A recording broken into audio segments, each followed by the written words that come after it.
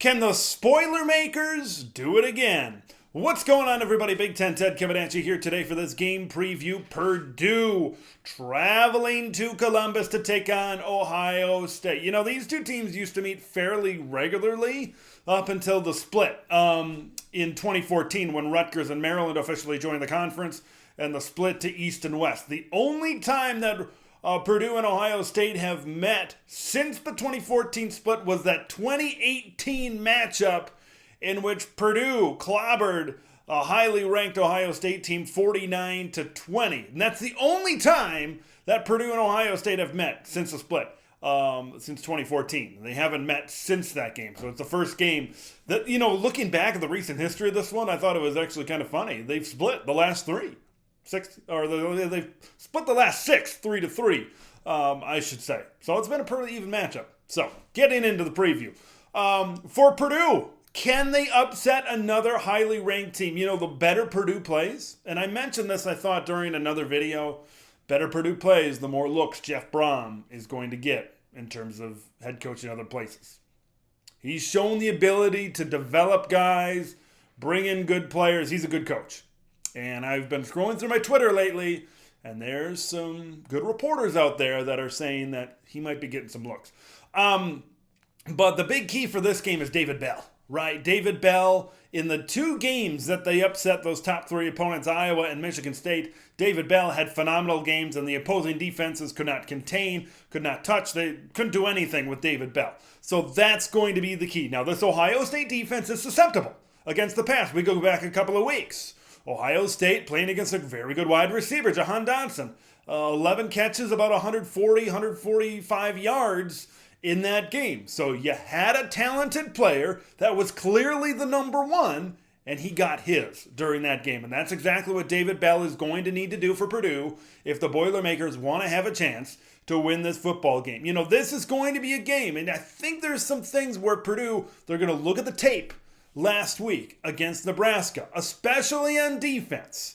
Here's the deal. What Nebraska was able to do well is they were, maybe for the first time all year, a team got consistent pressure and rattled the freshman C.J. Stroud and kind of forced him to do things that he didn't want to do. Right? C.J. is used to sitting back there and throwing, I'm going to throw it to this All-American, and I'm going to throw it to that All-American. I guess I'll throw it to that 5-star. I should get the 4 stars involved as well. But now when you're in the backfield and you're consistently penetrating that offensive line and getting into the backfield, forcing him to run around, you saw what CJ did. He threw a couple of interceptions, and he wasn't as good, especially in the first half of that game against Nebraska. George Karlaftis on the front. That's good. If George Karlaftis can get in there. You know, Purdue is third in the Big Ten in pass defense. So, you know, this could be a game where Purdue's defense could maybe do something. You look at the game against Michigan State for the Boilermakers. Look, MSU, you know, they scored a touchdown each quarter. And this was a Michigan State offense that was able to move the ball at times. Look, they put up 29 points. You know, this wasn't a Purdue defensive effort that was completely stout and completely shut down Kenneth Walker. He rushed for over 100 yards. Peyton Thorne passed for around, 270. So they moved the ball and they got theirs. But Purdue just scored more. Can they replicate that in this football game? Maybe they got to play a really good defensive game. Now, on the other side of the coin for Ohio State, I mentioned Purdue, a good pass defense this season. I would expect, right, say Purdue comes out, they're rushing the passer, they're getting in there, Karlaftis is having a good game, secondary's doing well early. I would look at TreVeyon Henderson to have a big day, okay? Because what's one way to neutralize maybe a good pass rusher? What's one way to neutralize a good secondary is a good dose of the running game. TreVeyon Henderson is the best freshman in the country. You know, it's amazing that this kid was in high school last year, just the maturity. And he's the next guy in the line of great Ohio State running backs, Trace Sermon, Ezekiel Elliott, J.K. Dobbins. None of those guys in any particular order, obviously. But, he's the next one. And he's just a true freshman. So he's got 2 more years before he can be eligible to go to the NFL. But this is a game where I look at Henderson to try to neutralize some things Purdue is going to do defensively. I think he could have a big day in this one. I think for Purdue to hang around they're going to need to do well early. The reason why Nebraska probably wasn't able to beat Ohio State is because when Ohio State wasn't scoring for that first quarter and a half or so, Nebraska wasn't scoring as well. This is a Purdue offense that can move the ball, and if Ohio State isn't scoring, they can score. They can score. Now the question is going to be Ohio State's defense. Is that defensive line mature enough?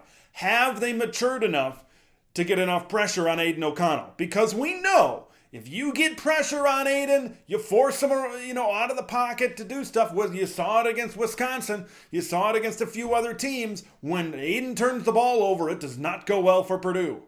But if Aiden stands back there and he's got a clean pocket and he's got a clean game, Purdue can pretty much play with anybody in the Big Ten Conference. This is going to be a fun game to watch. I'm excited. A lot of different storylines and a lot of different unique matchups in this game. It'd be great to see a track meet. I'd love to see a high-scoring affair between Purdue and Ohio State in this one. But man, if Purdue knocks off the Buckeyes, that could cause some real reverberating effects throughout the Big Ten and throughout college football.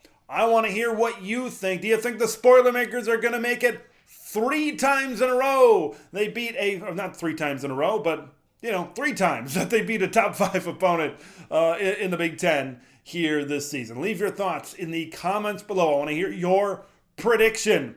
Make sure you subscribe to Big Ten Ted. We're almost at 500 subscribers. Thank you, Big Ten Nation, for your support. I'm Big Ten Ted. We'll see you in the next one.